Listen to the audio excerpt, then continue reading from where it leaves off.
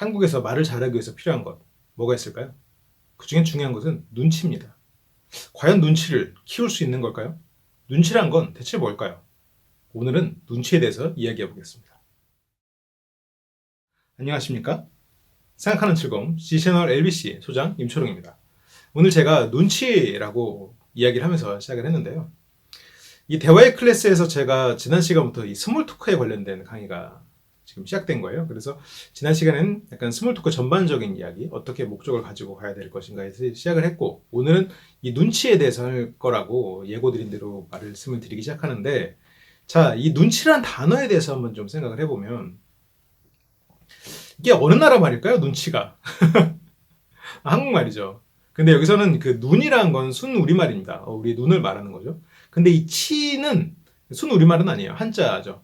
이제 값을 말하는 이제 갑치자. 무슨 치, 계량치, 뭐 무슨 치 할 때 이렇게 치자죠. 그래서 눈의 값입니다. 눈으로 보는 값. 그래서 자로 재거나 무언가로 계량했을 때 이제 계량치라고 하는데 눈으로 대충 본 값이에요. 그러면 눈대중으로 본 겁니다. 그러니까 정확하지 않은 눈으로 판단한 어떤 것이 결국 눈치예요. 그런데 이 눈치라는 말이 좀 재밌는 게 외국에는 눈치라는 말이 정확하게 매칭되는 게 없는 나라들이 제법 있어요. 눈치라는 말을 예를 들어서 영어만 해도 눈치를 번역하기가 애매합니다. 예를 들어서 뭐 센스, 뭐 위트, 뭐 이런 걸로 번역을 하려면 할 수는 있을 텐데요. 위트 같은 경우에는 약간 좀 재치에 가깝죠. 재치 있다. 눈치 있다. 눈치 있다고 꼭 위트가 있는 거 아닐까요? 뭐 센스 있다라고 할 수도 있을 텐데 그럼 눈치 본다라는 거 어떻게 표현할 건가요? 센스를 본다? 센스를 파악하려고 한다? 이상하죠? 1대1로 매칭되는 단어가 영어에서는 마땅치 않은 것 같아요. 물론 제가 영어가 짧아서 못 찾은 걸 수도 있어요. 혹시라도 그런 단어를 찾으셨으면 밑에 댓글로 달아주세요. 중국이나 일본은 있대요, 근데. 여기서 재밌는 사실이 이 문화권에 따라서 눈치가 더 중요한 나라가 있고 눈치에 대해서 좀 중요성이 덜한 나라가 있다. 혹은 그것에 대해서 개의치 않는 나라가 있다라고 판단해 볼 수 있는 근거가 되죠. 그럼 스몰 토크는 미국식 문화였죠. 눈치라는 단어가 없는 나라의 문화에서부터 출발한 대화 기술입니다. 그러면 이거를 그대로 가지고 우리가 대화를 하면 눈치 없는 사람이 돼요. 막 그 스몰 토크 하듯이 가가지고 사람한테 막 친한 척 하면서 얘기하면 그 사람이 속으로 생각합니다. 쟤 눈치 없네. 실제로도 그런 경우를 종종 봐요. 주변에서 굉장히 밝은 사람이고 굉장히 봤을 때는 뭐 생각도 깊고 똑똑한 사람인데 그 사람이 주변 사람들 대하는 게 이런 눈치 없는 행동을 하다 보니까 주변에 그 사람을 뒤에서 많이들 뭐라고 해요. 안타까운 일이죠. 이게 한국적인 문화를 좀 잘 모르는 사람, 좀 외국 생활을 오래 하다 보니까 그런 일들이 벌어지는 그런 경우가 있는데 그래서 오늘 이 눈치에 대해서 제가 좀 깊이 다뤄드리려고 해요. 결론적으로 말씀드리면 눈치는 키울 수 있습니다. 눈치는 키울 수 있는 거니까 일단 뭐야 눈치는 못 키우는 거 아니라고 그냥 그렇게 생각하지 마시고요. 그래서 이것은 좀 센스랑도 어느 정도 연관을 해서 말을 할 수가 있는데 대화에서 센스 있다는 건 뭔가요? 한국에서의 대화 중에 센스는 눈치가 포함됩니다. 눈치 있는 사람. 그러면 다시 센스, 좀 더 큰 개념의 센스 있는 대화는 어떤 걸까요? 센스 있는 대화는 내가 생각하는 대로 상대한테 내 생각을 전달할 수 있는 거예요. 이거는 너무 무난한 거 아닌가요? 자, 보세요. 눈치 있는 사람은 예를 들어서 내가 즐거움을 상대한테 그대로 즐겁다고 전달할 수 있는 거예요. 그런데 눈치 없는 사람은 그 상대가 그 즐거움을 받아들일 수 없을 때도 그 얘기를 전달하려고 애씁니다. 그래서 그 상대는 그게 전달이 안 되죠. 아니면 불편해지거나. 그래서 내가 생각을 그대로 전달할 수 있는 사람, 그 생각을 상대의 생각으로 만들어줄 수 있는 사람. 그래서 내 생각이 상대 생각으로 전달되는 과정에서 우리는 말이란 걸 이용하거나 아니면 뭐 이런 태도란 걸 이용하는데 그 내 생각을 내 태도로 잘 표현하고 그것을 상대가 그 태도를 받아들여서 그 생각을 이해하는 그 과정에서 이 배달 사고가 일어나지 않는 게 센스입니다. 그리고 이 센스에서 한국에서는 굉장히 이 눈치라는 포인트가 중요하고요. 근데 그 눈치 나쁜 거 아닙니까? 나쁜 면이 있습니다. 나쁜 면이 있어요. 그런데 이 눈치에는 좋은 면이 있죠. 이 좋은 면과 나쁜 면을 좀 다 말씀을 드리려고 하는데 자, 먼저 좋은 면은 이 눈치는 절약해 줍니다. 뭐를? 시간을. 상황을, 그리고 그 사람과 나와의 관계에 있어서 그 관계 자체에 있어서 불필요한 여러 가지 요소들, 물론 이것들은 하나로 묶일 수도 있어요. 결국 절약이라는 요소로 묶이는데, 예를 들어서 그 사람과 내가 굳이 말하지 않아도 되는 것을 안 함으로써 그걸 말할 시간을 줄여줍니다. 그래서 내가 불필요하게 무언가를 행동하고 이해하고 해야 되는 것들을 줄이죠. 그래서 그 사람과 나의 관계가 좀 빠르게 진전될 수 있는 장점이 있습니다. 그리고 이것에 대해서 이제 장단점을 제가 책에서 이제 길게 풀어놨으니까 그것을 뭐 굳이 다시 언급을 드리진 않겠지만, 이런 절약적인 측면은 실은 그대로 단점이기도 해요. 그걸 꼭 말해야 하나? 그걸 꼭 뭐 이렇게 하나하나 설명해드려야 돼요? 이거 좀 눈치껏 합시다. 이런 말들. 실은 나는 절약하고 싶은데 네가 쓰려고 하니까 그걸 다시 아끼는 것 같은 그런 표현처럼 들릴 수도 있겠죠. 근데 문제는 말 그대로 배달 사고가 일어나기 쉽다는 거예요. 나의 생각이 저 생각대로 전달이 잘 안 된다는 거죠. 그래서 눈치가 없다, 뭐 눈치가 있다, 이런 표현을 하기 전에 이게 과연 좋은 것인가라고 측면에서 비교를 하면, 눈치가 없는 건 나쁜 겁니다. 눈치가 없는 건 나빠요. 이것은 선악의 개념이 아니라 목표 달성의 개념으로 가는 거예요. 옳고 그름에서 옳으냐 그르냐로 따지면 옳을 수도 있고 그를 수도 있어요. 하지만 좋고 나쁨으로 따지면 나빠요. 왜냐? 그 사람이 원하는 목표를 다루는데 더뎌질 테니까. 그래서 눈치가 없는 건 나쁩니다. 좋지 않아요. 눈치가 있는 것은 당연히 좋은 거예요. 눈치가 있는 것을 옳으냐 그르냐로 접근을 하면 옳을 수도 있고 그를 수도 있어요. 하지만 좋습니다. 왜냐? 목표를 이루는데 수월해질 테니까. 그러면 여러분들은 과연 지금 눈치에 대해서 어떤 상황일까요? 눈치는 과연 어떻게 발전해 나갈까요? 눈치는 눈치 없다에서부터 출발을 해서요, 눈치 있다로 가는데요. 여기에서는 두 가지 요소가 있어요. 하나는 눈치껏 행동하는 거랑요, 눈치를 파악하는 게 있습니다. 그래서 내가 그 상황을 파악하는 힘하고 내가 그 상황에서 행동하는 힘, 이 두 가지가 눈치 있는 것을 만드는데요.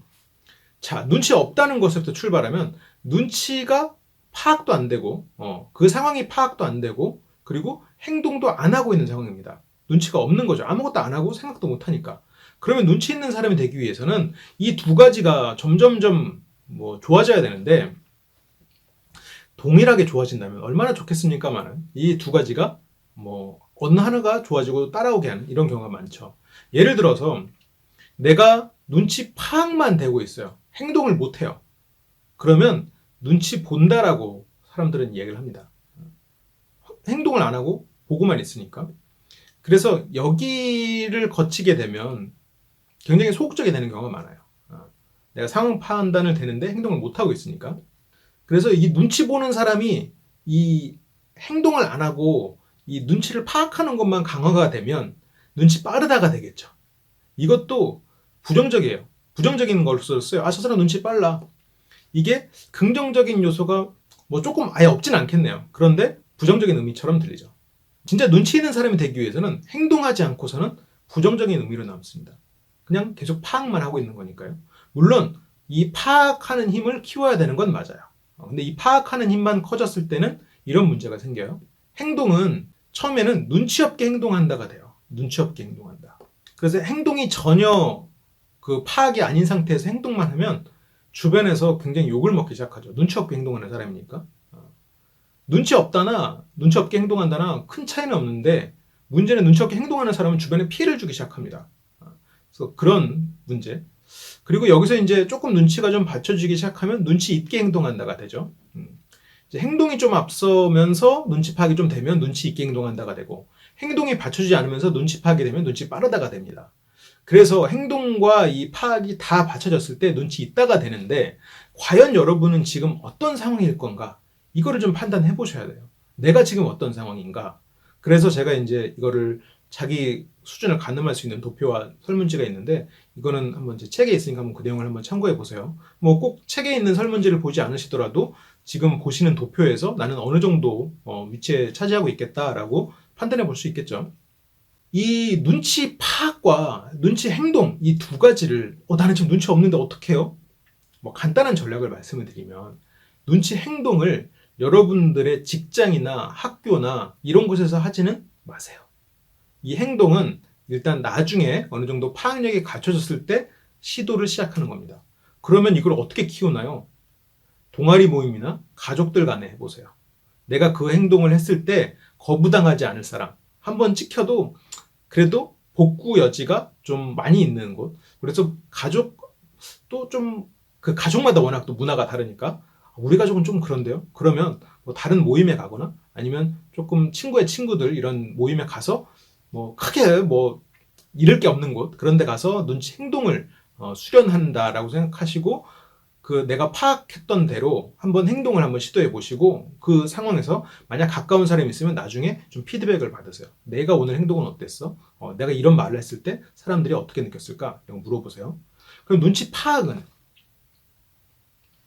학교나 회사에서 여러분들이 계속해서 지속적인 평가를 받아야 되는 곳에서는 눈치를 파악하는 건데 이 파악하는 방법과 행동하는 방법은 굉장히 심플하게만 오늘 말씀을 드리면 일단 파악하는 방법은 나와 비슷한 사람들, 비슷한 수준의 사람들은 어떻게 행동하는가를 머릿속에 넣는 것이고요.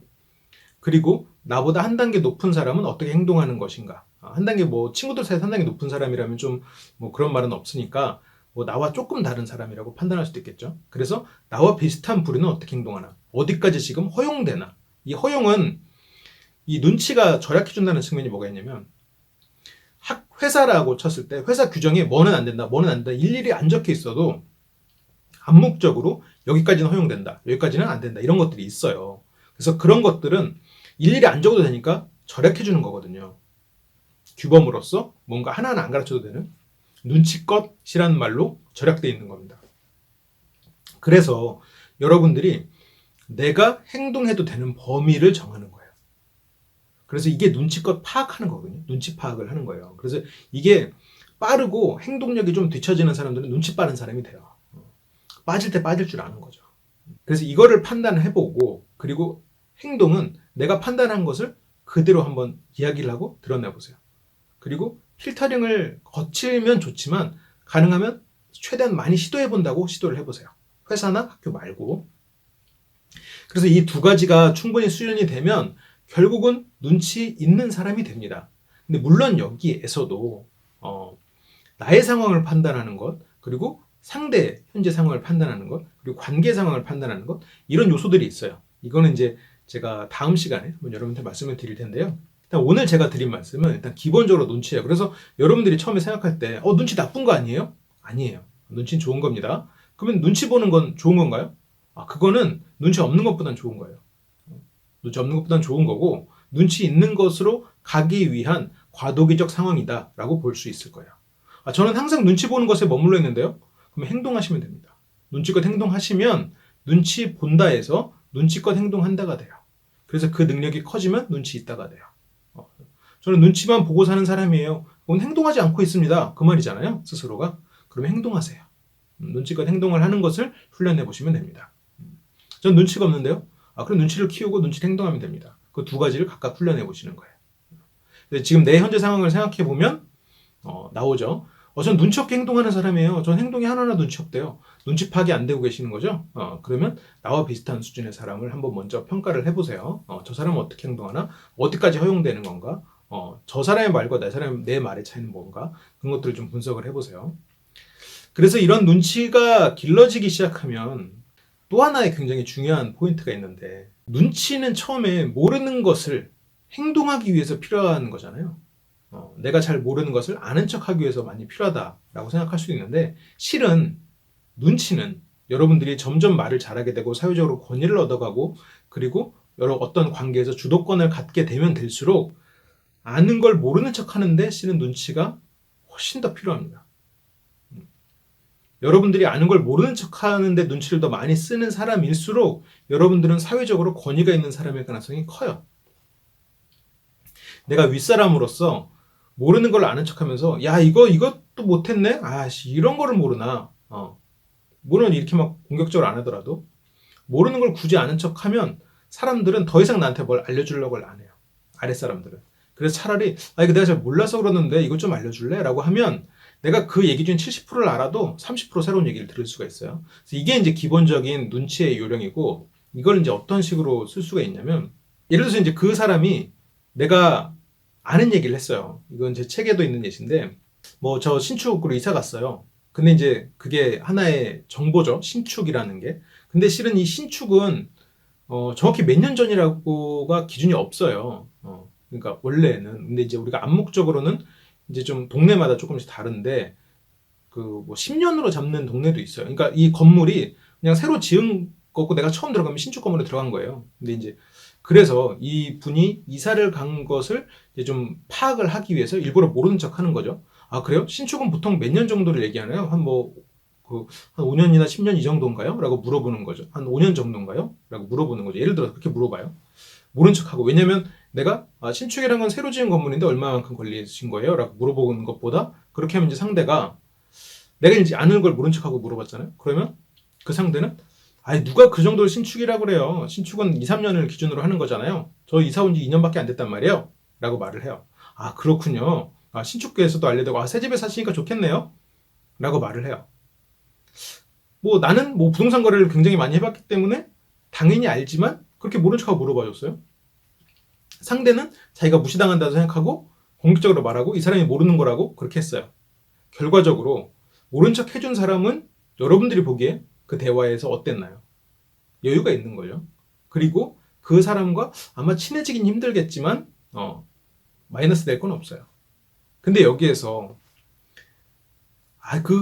당신이 얼마만큼 이사 갔는지 지금 신축이라는 거 지금 몇 년 전에 이사 갔다고 얘기하고 싶어서 그런 것 같은데 신축이라는 기준 모르는 것 같아서 제가 지금 알려주려고 그러는 거예요 라고 말을 했으면 아마 두 사람 관계가 좋지 않을 거예요. 실은 가장 좋은 건 서로가 아는 걸 모른 척하면서 은근슬쩍 말해주는 거예요. 그래서 신축이라는 건 몇 년이에요? 그래서 보통 신축은 한 2, 3년 정도를 얘기하는 것 같더라고요. 그 말이 틀릴지언정 그렇게 말을 해줘요. 그렇군요. 이사 가신 지는 얼마 안 되셨나 봐요. 라고 하면 실은 그 신축에 대한 정의와 실제로는 다를지언정 그 두 사람의 관계는 좋아졌을 거예요. 그리고 그게 두 사람 관계에서 크게 대세에 영향을 주는 것도 아니에요. 그래서 여기에서는 둘 다 아는 것을 모른 척하면서 은근슬쩍 대화를 하다 보면 오히려 그게 서로가 센스를 발휘하고 그 사람과의 관계가 더 좋아질 수 있습니다. 오히려 거기서 아는 것을 아는 척함으로써 나는 이것에 대해서 굉장히 내 인생에 중요한 요소가 되는 나는 작은 사람입니다 라는 표현이 되는 거예요. 대화의 리더를 하는 것은 오히려 아는 것을 모른 척하는 눈치가 필요할 때도 있습니다. 네, 오늘은 눈치에 대해서 이렇게 쭉 얘기를 해봤는데요. 여러분들이 지금 눈치가 없는 상황이든 눈치가 있는 상황이든 눈치는 굉장히 중요한 거고요. 그리고 눈치가 없건 눈치가 뭐 빠르건 눈치를 보고 있건 눈치껏 행동하고 있건 결국 눈치가 있는 방향으로 누구나 갈 수 있습니다. 누구나 갈 수 있고요. 그리고 내가 지금 어쨌건 눈치를 보는 상황까지 온 건 눈치 없는 상황보다 뭔가 더 해낸 거예요. 눈치가 없는 상황이면 할 게 많은 거예요. 그리고 그것은 타고난다라고 생각하실 수도 있겠지만 타고나는 거 아니에요. 타고나는 차이가 있을 수 있어요. 지금 현재의 모습은 내가 그동안 만들어 놓은 거예요. 타고나는 게 있다고 해서 항상 그렇게 사는 거 아니에요. 먹는 것도 먹는 취향이 있지만 어떤 것을 먹다 보면 그것이 좋아지기도 하고 어느 순간 그것을 잘 먹게 되기도 합니다. 내가 저 사람만큼 못 먹을지언정 어느 정도 처음에 내가 타고난 것보다 나아집니다. 근데 사람들은 훨씬 더 뛰어난 사람들을 보고 타고난다는 생각으로 변하지 않는다고 생각해요. 사람마다 차이가 있다고 해서 변화가 없는 게 아니에요. 사람마다 눈치 능력 차이 있죠, 당연히. 그리고 어린 시절 가정 환경에 따라서 눈치 있어요. 실은 그거는 실험 결과로 나와 있습니다. 그 사람이 어린 시절 어떻게 보느냐에 따라서 그 사람의 눈치 능력이 달라요. 그런데 그렇다고 해서 내가 발전하지 않는다는 얘기는 아니에요. 사람마다 당연히 갭이 있죠. 그런데 뭐 사람마다 갭이 있다고 해서 내가 더 이상 나아질 수 없나요? 저 사람이 머리가 좋다고 해서 나는 공부를 한다고 해서 내가 더 이상 나아지는 게 없나요? 절대 아니죠. 유머도 똑같습니다. 유머도 그렇고 눈치도 그렇고 안 될 것 같아도 실은 하다 보면 나아져요. 그런 거 타고나는 거야 라고 말하는 사람들은 더 이상 발전이 없어요.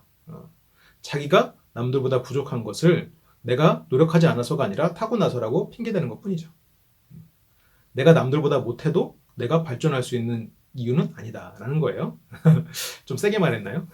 그럼에도 불구하고 오늘 여러분들에게 많은 도움이 되셨길 바라고, 오늘 이 눈치에 관련해서 조금 미리 예습을 하고 싶으시거나 아니면 관련된 내용을 좀 더 보고 싶으신 분들은 스몰 토크, 제가 쓴 책이에요. 임철웅의 스몰 토크를 한번 검색해 보셔서 책을 보셔도 좋고요. 아니면 뭐 몇 주 후에 저랑 계속 같이 가면서 강의를 들으시는 것도 괜찮을 것 같아요. 그러면 저는 다음 시간에 더 좋은 강의로 돌아오도록 할게요. 혹시라도 필요하신 분은 언제라든지 오프라인 강의에 참석을 해주시고요. 일요일에 1시부터 자유 강좌가 있고, 다른 시간들에는 또 그 일정 커리큘럼에 의해서 진행되는 정규 강좌들이 있으니까요. 많은 관심 부탁드립니다.